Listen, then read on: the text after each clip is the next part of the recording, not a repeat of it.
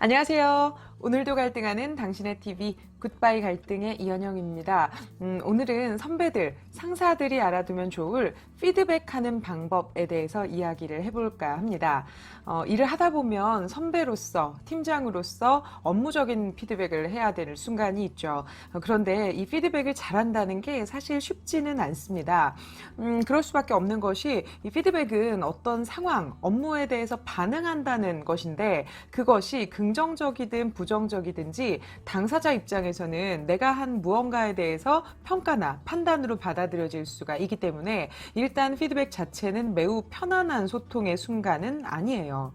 그러다 보니 이때 피드백을 어떻게 표현하는가, 어떻게 전달하는가에 따라서 업무는 물론이고 관계에까지도 영향을 미칠 수 있습니다. 요즘 친구들은 피드백을 잘 받아들이지 않는다고 생각하시는 팀장님들, 도대체 어떻게 말을 해야 할지 모르겠다고 답답해 하시는 선배님들, 피드백 전후와 피드백 과정 중에 기억해 주시면 좋을 세 가지 지금부터 말씀드릴 테니까 기억해 주시기 바랍니다. 아직 피드백을 주기 전이라면 먼저 피드백의 구간을 정하시면 좋겠습니다. 내가 어디서부터 어디까지 피드백할 것인가를 미리 정하고 그 부분만 이야기하시는 거죠.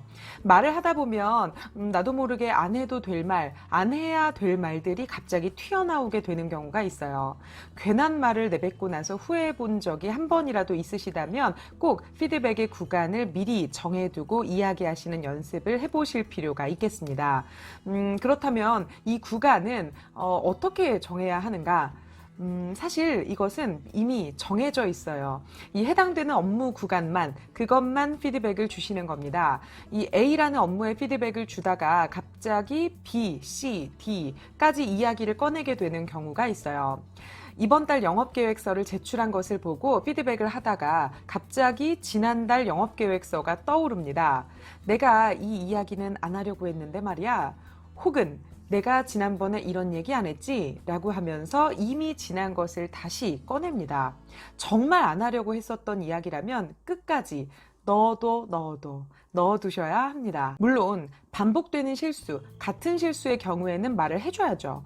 보고서를 쓸 때마다 오타가 많은 직원이 있어요. 한 번, 두 번은 그냥 넘겨줬어요. 그런데 세 번째에도 또 오타가 있는 보고서를 가지고 왔단 말이죠. 그러면 이젠 말해줘야죠. 단 지난번의 이야기를 꺼내더라도 오타에 대한 것만 꺼내야 한다는 겁니다. 그런데 오타를 가지고 이야기하다가 내가 오타만 가지고 지금 이러는 것 같아?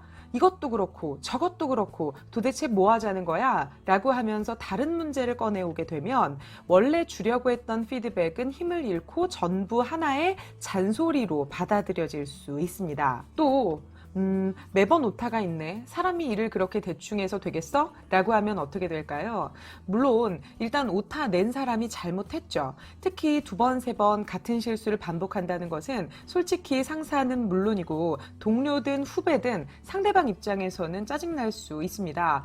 하지만 오타를 쓴 사람이라고 해서 일을 대충 하는 사람으로 단정 지어버리는 것은 피드백이 아닌 일방적인 비난이 되거나 의미 없는 논쟁을 불러일으키게 되죠. 피드백을 하는 목적을 정확하게 기억하셔야 합니다. 내가 저 직원의 정신개조를 하겠다거나 태도를 고쳐주는 게 목적이 아니라 결국 일을 잘 해내기 위해서 피드백을 하는 거란 말이죠. 다 너 잘 되라고 하는 말이야 라는 미명하에 사람을 탈탈 털어버리고 업무를 망쳐버리는 일이 없어야 하겠습니다. 관계가 좋다고 해서 일이 다 잘 되는 것은 아니겠지만 분명 관계는 일 자체에도 영향을 끼칩니다. 일을 잘할 때만 관계가 좋고 일을 조금이라도 못하면 남남 취급을 하거나 또 반대로 일을 잘하든 못하든 내 사람, 내 새끼 무조건 감싸주는 것은 관계에도 일에도 아무런 도움이 되지 못하겠죠. 사람 자체에 대해서는 그 어떤 순간에도 존중과 무조건적 지지를 보내주시고 업무에 대해서는 정확히 잘잘못을 따져서 조건적인 지지를 보내주는 것이 필요하겠습니다. 이번 영상에서는 직원에게 피드백해주기 전에 기억해야 할 것, 피드백 구간 정하기에 대해서 이야기를 해보았습니다. 다음 영상에서는 그렇다면 피드백을 해주는 과정 중에서 무엇을 기억해야 할지 이야기해 보도록 할게요. 다음 영상에서 만나요.